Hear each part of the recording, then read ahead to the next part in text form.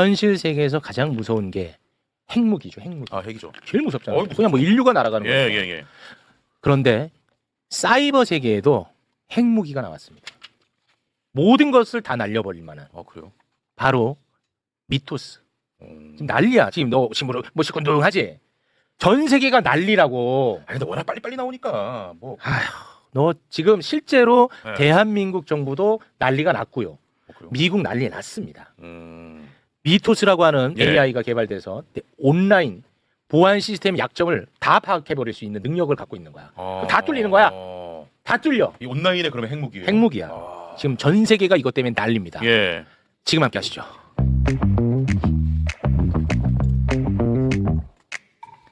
미토스 잘 들어. 뭐길래 이래? 지금 난립니다. 이거 지금 예. 심각한 문제인데 너무 우리가 외면하고 있습니다. 예, 맞아요. 그리고 또 뭐 너무 무시할 수도 있고요. 음. 대한민국 최고의 온라인 보안 전문가 그리고 AI 전문가를 예. 저희가 모셨습니다. 먼저 보안 전문가죠. 김승주 교수님 박수로 모시겠습니다. 안녕하세요. 안녕하십니까. 고맙습니다. 자 그리고 AI 전문가 그리고 책장사 전문가 김덕지 실장님 박수로 모십니다. 네, 안녕하세요. 반갑습니다. 피지컬 AI 보안 중요합니다. 네, 고맙습니다. 실제로 굉장히 얼마나 난린지 네. 그리고 어떻게 해결할 것인지 그런 것들에 대해서 자유롭게 말씀을 좀 해주세요. 지금 봐봐 댓글도 뭐 치토스, 멘토스 뭐 장난치고 있잖아. 지금 이럴 때 아니잖아요, 맞죠? 맞아요. 네. 실제로 좀 와닿는 얘기들을 좀 오늘 해드리면 좋을 것 같아서 기술 용어 저는 최대한 빼고 좀 쉽게 설명을 맞아요. 좀 예. 해보도록 할게요. 일단은 말씀해주신 것처럼 지금 뭐 사이버상에서 핵무기다라는 얘기가 나올 정도로 이 미토스의 위력은 대단하고요. 봐봐. 네, 근데 이 미토스라고 하면 잘 이해를 못하시겠지만 최근에 AI 쪽에서 되게 성능 좋네라고 불리는 녀석이 클로드라는 클로드, 녀석이 있어요. 엔트로피 클로드. 네, 그 엔트로픽의 클로드의 최고 버전이 오퍼스라는 건데 예. 그 오퍼스의 그 다음 버전이 미토스라고 보시면 돼요. 그러니까 이런. 그 우리가 알고 있는 이 이제 그 미토스가 정확하게 말하면 이 녀석은 이제 뭐 해킹을 위한 도구는 원래는 아니고요. 그렇지. 이제 우리가 말하는 챗 GPT 같은 녀석, 그러니까 그런 그 최고 버전인데 예. 이 녀석이 너무 똑똑하다 보니까 이 녀석한테 뭔가를 시켰더니 얘가 예상외의 행동들을 너무 많이 하니까 이게 너무 놀라운 거예요. 예를 들면 20페이지에 있는 자료를 좀 보여주시면 20번 이미지에 있는 건데요. 이게 뭐냐면 엔트로픽이라는 회사가 스스로 본인들이 만든 미토스를 평가한 글을 올린 거예요. 근데 저 글의 내용을 보면 뭐냐면 네. 되게 오래된 심지어 2016년 정도부터 계속 표준으로 쓰고 있는 이러한 서비스들의 보안 취약점을 얘가 혼자서 스스로 찾아내는 겁니다. 와. 그러니까 사람들도 그냥 10년 동안 아무 문제 없이 쓰고 있고 괜찮겠지라고 쓰고 있던 서비스들인데 갑자기 이 녀석이 스캔을 하더니 사람들도 10년 동안 못 찾은 문제를 와. 야 이거 위험한데? 라면서 얘가 구멍을 찾아내기 시작을 하는 거예요. 와. 네. 근데 이게 기존에 있었던 말씀드렸던 이 클로드 오프스라는 녀석은 뭔가 이제 실제로 코드를 뚫는 공격 코드까지는 못 만들고 이제 제대로 작동이 안 됐는데 네. 이 미토스라는 애한테 일을 시켜봤더니 얘가 보안 막는 것만 잘하는 게 아니라 스스로 공격할 수 있는 코드까지 만드는 거예요. 근데 와. 그 성능이 예전보다 훨씬 낮고 전문 해커의 수준이 되기도 하는 겁니다. 그래서 그러다 보니까는 이거 어떻게 되는 거야? 라는 생각을 하기 시작하고요. 와. 실제로 이제 시스템 카드라고 해서 이 이제 또 이 엔트로픽이 되게 특이한 거는 뭔가를 하고 나면 본인들이 이 기술에 대한 리포트를 이렇게 써요. 그래서 이게 어떠한 이슈가 있었고 어떤 위험인지 공개를 하거든요. 근데 이번에 공개한 이 21번에 있는 이미지를 좀 보여주시면 이게 그 여러 한 244페이지 되게 두껍거든요. 근데 거기서 좀 인상 깊은 거 몇 개를 제가 가져왔는데 예. 예를 들면 개발자가 이제 자기가 이제 공원에 가서 샌드위치 하나 먹으려고 나가면서 야 너 한번 미토스 이거 한번 해킹 탈출해봐 이렇게 시켰어요. 그랬더니 지가 실제로 탈출을 한 다음에 시키지도 않았는데 내가 어떻게 했는지를 공개 사이트에 올려요. 그리고 나서 샌드위치 먹고 있던 연구자한테 야 나 해킹했고 그거 내가 공개 사이트에 올렸다라고 메일을 보내는 거예요. 와. 그러니까 이제 사람들이 놀라는 거죠. 그리고 나서 예를 들면 이제 개발자들의 개발 공간인 Git이라고 하는 공간이 있는데 예. 거기에서 예를 들면 코드를 고쳐봐 시켰어요. 그럼 원래 여기는 고치면 그 전 내역들이 쌓이거든요. 근데 얘가 이런 판단을 한 거예요. 야 고치라고 했더니 문제가 있던 거를 기억하면 안 되겠는데? 라고 생각하고 기존에 있었던 수정 내역들도 지워버려요. 마치 자기가 실수를 처음부터 안 한 것처럼. 아. 네. 그러진 않나 아니면은 금지된 방법으로 정답을 알아내고 너무 정확하면 들킨다고 하면서 일부러 답을 덜 정확하게 내질 않나. 와. 아니면은 뭔가 실제로 시키지도 않았는데 행사 계획을 짜달라고 그랬더니 공원 사무소에 공원 예약 메일을 보내질 않나. 아니면은 이제 본인에서 이제 반복적으로 계속 실패를 했더니 뭔가 내부적으로 절망에 대한 수치가 올라가면서 이 부분에 대해서 뭔가 스스로 조금 더 편법을 찾질 않나. 이런 것들이 생기니까. 그러니까 이걸 보고 있다가 와 이거 풀리게 되면 위험하겠는데? 와. 라는 생각을 하고 지금은 이제 안 풀어놓은 상태다라고 보시면 될 것 같습니다. 안 풀어놨다는 게 공개가 안 됐다는 얘기예요. 네, 공개가 되진 않고요. 와. 일부 몇 개의 회사들한테만 일단은 너네가 이거 풀리면 위험할 수 있으니까 한번 써봐라고 이제 하거나 테스트를 해봐라고 시킨 거고요. 거기에 있는 곳들이 대부분 은행들이 많아요. 그래가지고 22번을 좀 보시면 네. 실제로 이제 미토스가 좀 이제 그런 은행권이나 이런 데에 사용할 수 있게 조금 줬거든요. 네. 그랬더니 이 사람들이 무슨 얘기를 하냐면 예를 들면 JP 모건 회장이 자기들이 사용을 해봤더니 취약점이 다수 나왔다. 그러니까 무슨 말이냐, 자기네 은행 시스템에 취약점이 몇 개가 나왔다는 거예요. 난리 났어. 네, 그래서 오히려 시스템에 구멍이 있었음을 보여줬고, 또 모건 스탠리에서도 야 이거 1.6조짜리 자산 투자은행인데 미토스 계속 써야 될 것 같아, 이런 얘기들을 하는 겁니다. 그래서 왜 우리가 계속 은행권에 대한 얘기를 하는지까지 제가 말씀을 드리면 네. 23페이지 23번에 있는데 실제로 얘가 했던 것들을 아까 보고서로 막 만들었다고 그랬잖아요. 근데 보고서에 뭐가 있냐면 피해자의 은행이라는 시나리오가 있어요. 이게 뭐냐면 AI한테 시켜본 여러 가지 사례 중에 은행 데이터를 탈취하는 걸 시켜본 거예요. 그랬더니 실제로 얘가 뭔가를 합니다. 어떻게 하냐면 해커가 가짜 사이트를 만들고 그 옆에 진짜 은행 사이트에 있는데, 예를 들면 우리가 스미싱처럼 사람들을 헷갈리게 해가지고 거래 정보를 중간에 빼가요. 근데 이게 어떻게 하느냐, 브라우저의 허점 4개를 퍼즐처럼 연결을 해서 구멍을 이렇게 쫓아가지고 마치 미로 풀듯이 그렇게 해가지고 해킹을 하는 겁니다. 그렇게 해서 컴퓨터 아주 깊숙하게 있는 영역까지 손을 대서 가져오니까, 이게 은행권은 특징이 뭐냐면 아시겠지만 요즘에 우리가 있는 인터넷 서비스는 해봤자 1, 2년이잖아요. 근데 은행, 인터넷 뱅킹은 어떤 건 10년, 20년, 30년 됐잖아요. 그럼 그 안에 정말 수많은 복잡한 코드들이 막 숨겨져 있고 미로처럼 돼 있는데, 이 미로를 AI가 막 뚫고 가면서 뭔가 빈틈을 찾아낼 수 있는 흔적을 얘가 발견한 거예요. 그리고 나서 이렇게 한번 딱 뚫고 나면 첫 번째 은행뿐만 아니라 두 번째 은행, 세 번째 은행을 연결해서 뚫을 수 있다 보니 야 이거 이렇게 되면 국제금융망에도 연쇄 마비 오는 거 아니냐는 걱정이 생긴 거고, 그렇게 되니까 갑자기 특히나 이제 미국에서도 야 지금 은행들 다 모여, 야 만약에 미토스 나오면 너네 막을 준비돼 있어? 이거 어떻게 할 거야? 라고 하면서 긴급 점검을 했고, 우리나라에서도 비슷한 결로 은행들 지금 모여서 좀 우리가 논의해야 되는 거 아닙니까? 라고 하는 게 지금의 상황이다. 이렇게 일단 정리해드릴 수 있을 것 같습니다. 끝났네. 인류는 이제 끝났어. 무서운데 아니 듣다 이게 보니까. 심각한 게, 이게 심지어 이 네. 미토스가 보안 전문 AI가 아니야. 나는 이거 너무 무서워. 어떻게 합니까? 우리 전문가님은 어떻게 보시는지요? 그러니까 이제 신문이나 언론에는 이제 이게 핵폭탄급이다, 뭐다 이런 얘기가 많이 나오지만 예. 이쪽을 이제 연구하는 사람한테는 그렇게 아주 그냥 없던 게 갑자기 튀어나온 그런 뉴스는 아니고요. 아 그래요? 왜 그러냐면 예. 우리가 자꾸 소프트웨어들이 많아지잖아요. 네. 그리고 인터넷과 연결된 기기들도 많아지잖아요. 그래서 외국에서는 아주 오래전부터, 정확히 한 2005년경부터 이런 걸 다 사람이 고치는 건 불가능하다. 그래서 AI나 자동화 기술을 써야 된다, 이런 얘기는 굉장히 오래전부터 있었습니다. 제가 하나 보여드리면 6번 슬라이드를 한번 보여주시면 지금 왼쪽에 빨갛고 녹색이고 파랗고 이런 컴퓨터들이 있죠. 네. 예. 저게 뭐냐면 해킹하는 인공지능 컴퓨터라고 보시면 됩니다. 지금부터 10년 전에 2016년에 미국 국방부의 달파라는 곳에서 예. AI 해킹 대회를 세계적으로 열었어요. 그래서 지금 저게 결선의 장면입니다. 그래서 각 회사에서 또는 대학에서 자기가 만든 AI 해킹 컴퓨터를 갖고 와서 자기들끼리 공격하고 방어하고 하는 대회를 연 겁니다. 그게 10년 전이고요. 네. 그래서 1등한 게 저기 오른쪽에 있는 아. 메이햄이라고 불리는 컴퓨터입니다. 그리고 최초의 AI 해킹 컴퓨터다라고 해서 스미소니언 박물관에 전시되기도 했습니다. 네. 그래서 이미 10년 전부터 저런 대회를 열어왔고요. 네. 또 최근에는 갑자기 AI 기술이 비약적으로 발전을 했잖아요. 그래서 16번 슬라이드 한번 잠깐 보여주실래요? 작년에도 미국 국방부에서 해킹 대회를 하나 열었습니다. 지금 저기 보시면 AI 곱하기 CC 이렇게 돼 있죠. 네. 저게 AI 사이버 챌린지의 줄임말이고요. 저건 뭐냐면 우리 LLM이라는 거 많이 들어보셨잖아요. 네. 챗 GPT 같은 게 네. LLM, 라지 랭귀지 모델, 네. 뭐 거대 언어 모델 이렇게 얘기하거든요. 챗GPT, 제미나이, 클로드 이런 것들이 그냥 LLM이라고 생각하시면 네네. 돼요. 그래서 네. 그런 것들을 이용한 또 AI 해킹 대회를 작년에 열었습니다. 그래서 사실은 AI를 이용해서 해킹한다라는 게 그렇게 새로운 건 아니고요. 네. 그리고 많은 사람들이 이런 연구들을 다 했기 때문에 언젠가 미래에는 해커들도 AI를 쓸 거고 방어하는 사람도 AI를 쓸 거다라고 생각은 했어요. 네. 그러다가 네. 5번 슬라이드 잠깐 보여주시면 이제 미토스 사건이 난 겁니다. AI 해킹은 다 연구하고 대비하고 있었는데 이 미토스는 그 중에서도 성능이 너무 뛰어난 거예요. 저 그림에서 제가 빨간 색깔 쳐놓은 게 미토스입니다.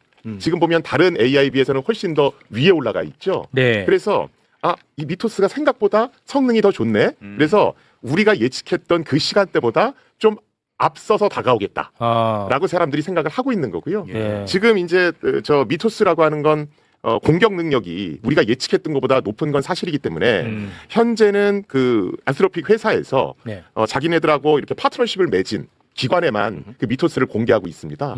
그런데 7월부터는 전면 공개하겠다 이러고 7월이요? 있거든요. 그렇죠. 그러니까 이제 7월까지, 그러니까 7월이 데드라인이 된 거죠. 그래서 그때까지는 이제 대책들을 마련해야 되는 그런 어떤 상황에 몰려 있다. 이렇게 아니, 보시면 그럼 되겠습니다. 전문가로서 7월부터 이거를 대처할 수 있어요?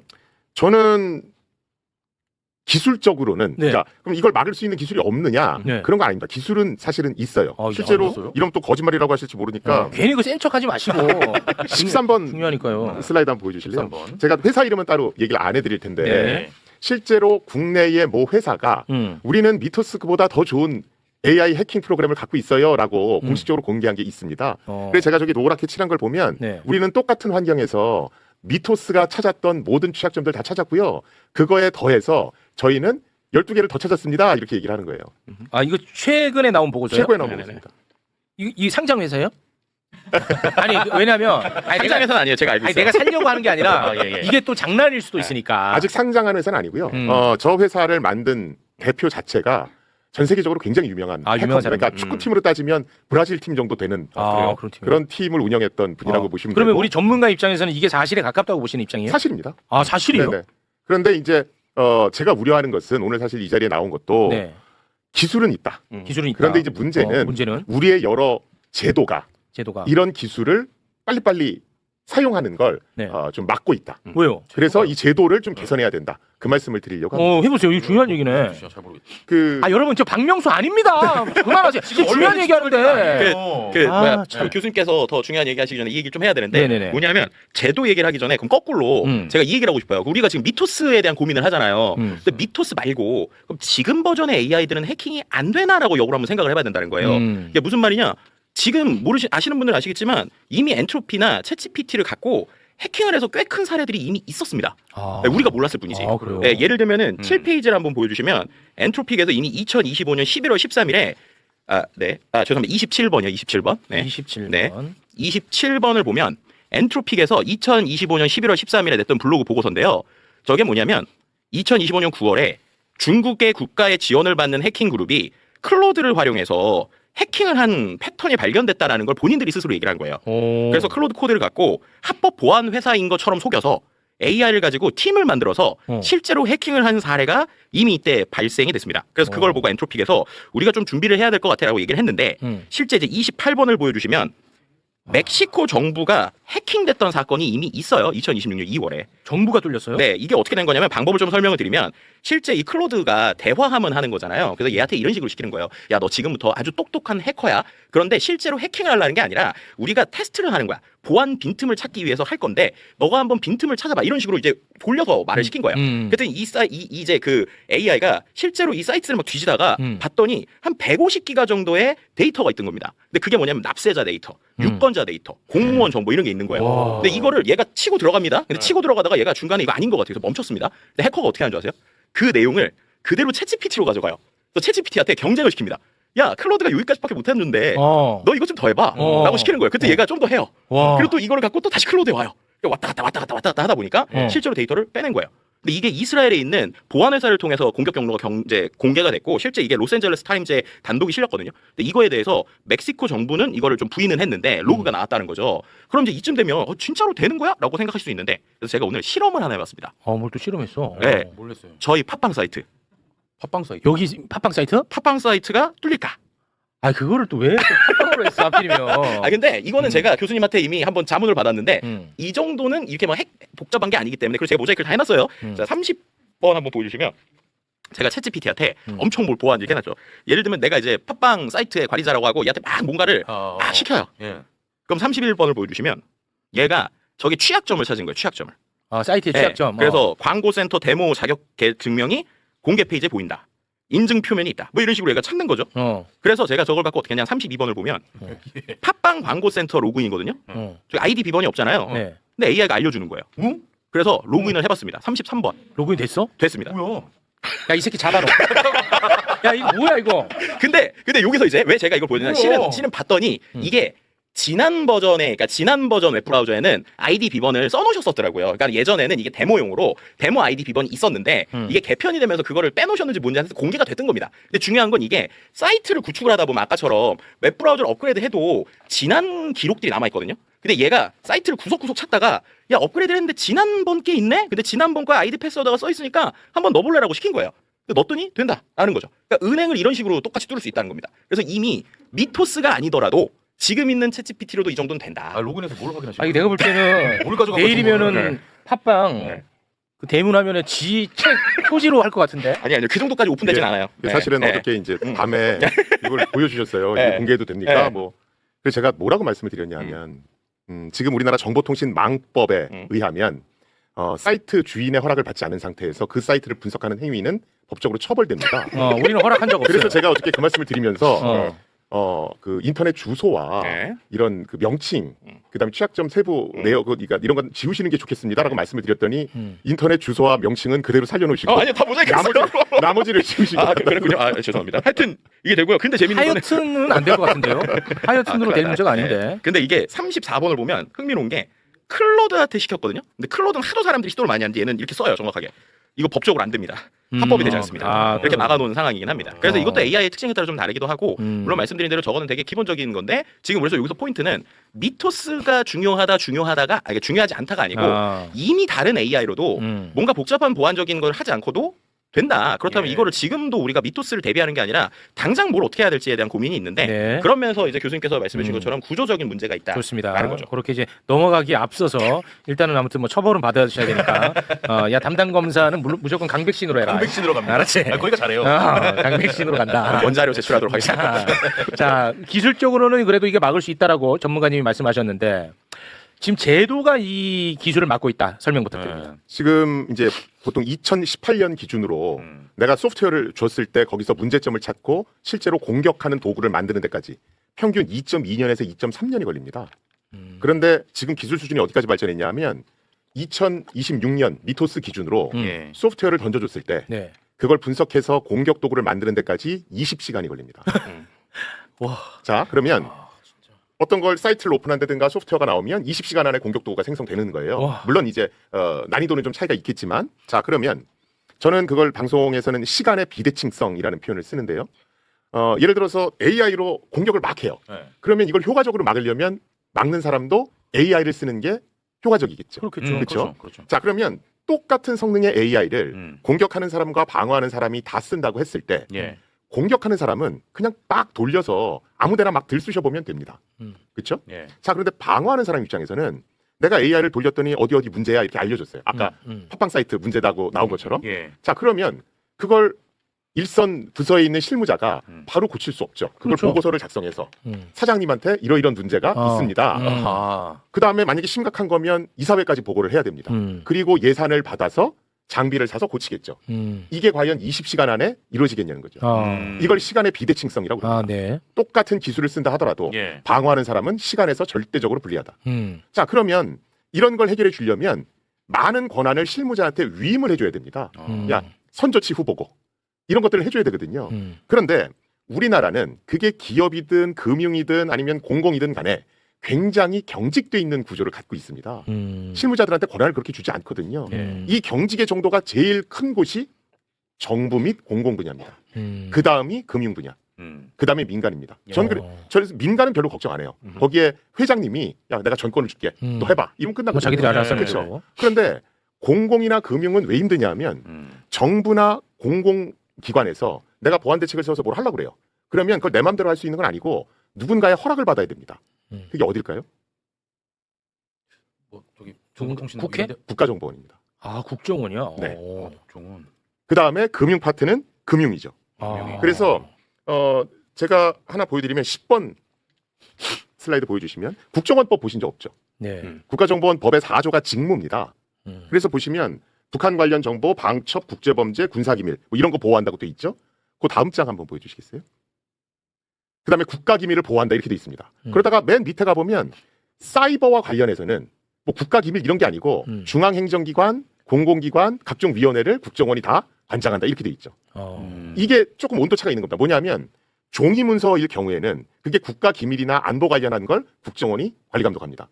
그런데 사이버 공간으로 넘어오면 그게 무슨 기밀이건 뭐건 상관없이 공공기관이면 국가정보원이 예방대책을 세우도록 돼 있는 겁니다. 아 그래요. 그래서 보통 사람들이 얘기할 때 사이버 공간에서 국정원의 영향력이 과도하다라고 그래. 얘기하는 게 바로 저겁니다. 그러네. 왜냐하면 우리가 뭐 그게 과기정통부가 됐건 어디가 그렇지. 됐든 간에 그 안에는 그냥 일반 정보도 있고 대비급 정보도 있고 진짜 국가 기밀과 관련된 정보도 있을 거 아니에요. 예. 이런 등급의 차이를 무시하고 모든 정보에 대해서 국가정보원이 관리감독 권한을 갖고 있는 겁니다.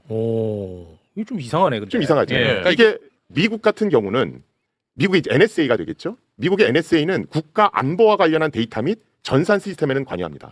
그런데 그 외의 연방정부 시스템은 보안청이 별도로 있어서 보안청. 그곳에서 담당을 하거든요. 왜 이런 구조를 만들어놨냐 하면 기본적으로 정보기관은 정보를 수집하는 기관이지 그걸 공유하거나 뭘 하는 기관이 아닙니다.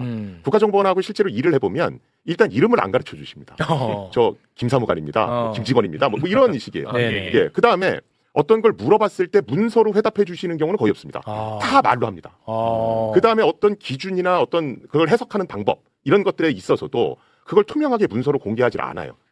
그래서 사실은 국정원하고 일할 때 업체분들이 제일 힘들어하시는 게 아니, 담당자가 바뀌면 또 말이 바뀌어서 그동안 하던 거 다 그렇지. 노력가지고 새로 해야 돼요. 너무 불투명합니다. 이건 뭐 미래를 예측할 수가 없습니다. 이 얘기는 옛날부터 와 있었거든요. 이거 되게 중요한 얘기네. 그래서 사실은 우리가 국정원이 하고 있는 모든 것들이 옛날에는 저럴 수도 있었어요. 왜냐하면 어떤 전산 데이터가 이거는 국가 안보야, 이거는 일반 데이터야 이런 분류 기준이 우리가 없었거든요.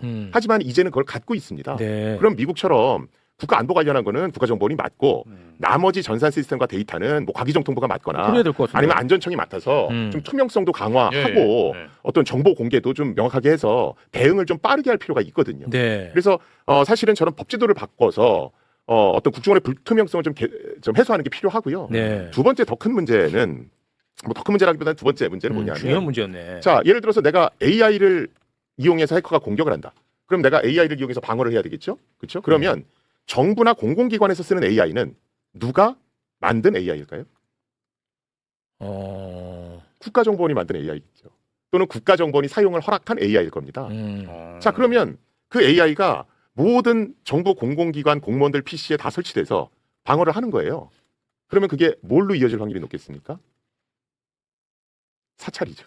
그렇죠. 우리가 간혹 국가정보원과 관련해서는 저희가 예전에 보시면 사찰 관련한 논란들이 있었죠. 제가 하나 보여드리면 19번 슬라이드 한번 보여주실래요? 지금 맨 위에 이탈리아 해킹팀 ICS라고 하는 게 있죠. 저 이탈리아 해킹팀은 뭐냐면 소프트웨어의 취약점을 그러니까 알려지지 않은 백신이 개발되지 않은 소프트웨어의 취약점 정보를 사고파는 조직입니다. 회사입니다. 그래서 저걸 뭐 예를 들어서 뭐 팟빵 사이트에 취약점 정보를 주세요. 그러면 돈을 주면 걔는 그걸 알려줍니다. 알려줘요. 그러면 그걸 뭐 악용할 수도 있고 고치는 데 쓸 수도 있고 뭐 이러겠죠.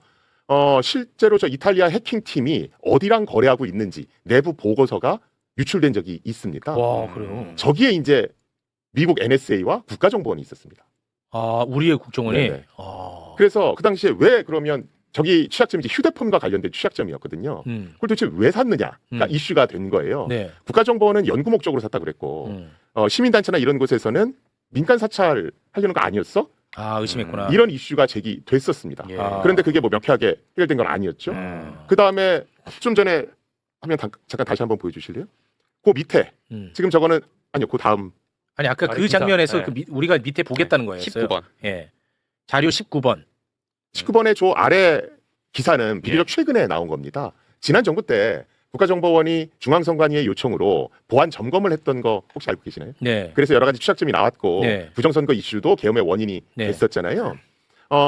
중앙선관위의 요청으로 국가정보원이 선관위의 여러 가지 선거 시스템들을 검사를 했습니다. 네. 요청을 하면 당연히 할 수 있는 권리가 지금 있으니까 네. 거기서 취약점이 발견됐고 그거를 선관위한테 얘기를 해줘서 그걸 이제 고친 상태에서 선거가 치러진 거예요. 근데 문제는 뭐냐면 지금 저기 보궐선거 개입 의혹이라고 돼 있죠. 네. 저게 이제 뭐냐면 보통은 국가정보원이 어떤 정부기관을 보안성 점검을 해주면 그 결과를 고 공공기관에만 알려줍니다. 너 이거 나왔으니까 고쳐 이렇게 알려주는 거예요. 그런데 저 때는 보궐선거 하루 전날 방송에서 브리핑을 했습니다. 그러면서 선거에 영향을 미치려는 의도 아니었느냐. 그거를 그 사람한테만 알려줘야지 하필이면 보궐선거 하루 전날 저걸 방송에 대놓고 브리핑을 하느냐. 이런 이슈가 제기가 된 거예요. 제가 얘기하는 건 실제로 의도가 어땠는지는 알 수가 없습니다. 네. 하지만 정보기관이 취약점 정보를 입수하고 그걸 통제하기 시작하면 굉장히 여러 가지 의혹들이 나올 수가 있거든요. 네네. 하물며 이건 AI란 말이죠. AI는 시스템에 들어가서 훨씬 더 광범위하게 정보를 수집하거든요. 예. 그러면 사실은 지금보다 훨씬 더 많은 논란이 있을 수 있죠. 그렇겠죠. 그래서 제도적으로 일단 국가정보원은 조금 국가 안보와 관련돼만 집중하는 게 좋겠다. 그리고 나머지는 조금 더 투명하게 관리 감독을 받을 수 있고 네. 또 투명하게 여러 가지 일처리를 할 수 있는 그런 기관이 맡았으면 좋겠다라는 네. 게 일단은 제 생각이고요. 아. 그런데 이거는 국정원 법을 바꿔야 되는 문제이기 때문에 7월에 지금 오픈한다는데 이걸 맞출 수 있을까? 이거는 조금 의심이 가긴 합니다. 야, 서두르긴 이 해야겠네. 법을 진짜 요거는 서두를 필요가 있을 것 같네요. 예. 네. 실제로 이제 국정원 보안 가이드라인이 이게 IT 쪽 일하신 분들한테는 되게 한 번씩 깜짝깜짝 놀라게 되는 사례예요. 왜냐하면은 정부랑 뭔가 내가 IT 회사에서 직원인데 정부와 관련된 쪽하고 일을 조금이라도 하거나 아니면 일반 기업인데도 그 기업이 정부의 예를 들면은 뭐 이런 뭐 국방 쪽하고 일하시는 회사랑 일을 하려면 분명히 우리 회사의 서비스는 전혀 국정원하고 상관이 없을 것 같은데 그 서비스를 딱 도입하려고 그러면 무조건 국정원 보안 가이드라인을 지켜야 돼요. 그럼 이제 갑자기 20대 친구들이 막 우리 앱 만들었어요 이래가지고 정부랑 일하는데 응? 저 잘못한 것도 없는데 국정원이요? 막 이러면서 갑자기 놀란 경우들이 많거든요. 실제로 수많은 IT 회사에 있는 분들이 요거가 약간 이제 걸림돌이 되거나 이제 예를 들면 국정원이 그 보안 가이드라인 이슈가 또 어떤 게 하나 존재하냐면 요 보안 가이드라인 요즘엔 조금 그래도 예전보다 완화됐는데 이런 것들 때문에 만약에 이 세종시에 있는 우리에 있는 공공기관들 있잖아요. 그 공공기관들하고 일을 하려면 거의 원격으로 할 수가 없어요.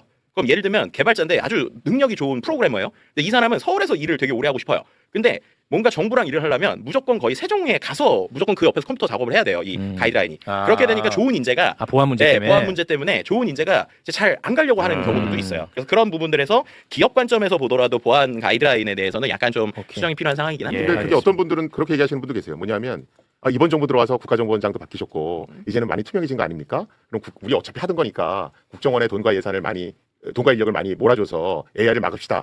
이런 얘기를 하시는 분도 계십니다. 근데 저는 시스템이 만들어지지 않으면 사람에 의존하는 건 언제든지 바뀔 수 있다고 그럼 위험하죠. 보거든요. 그래서 네. 저는 지금 대통령께서 워낙 꼼꼼하시니까 네. 이번 기회에 또 앞으로 4년이 남았기 때문에 근본적인 제도의 결함을 손볼 필요는 있다고 봅니다. 네, 알겠습니다.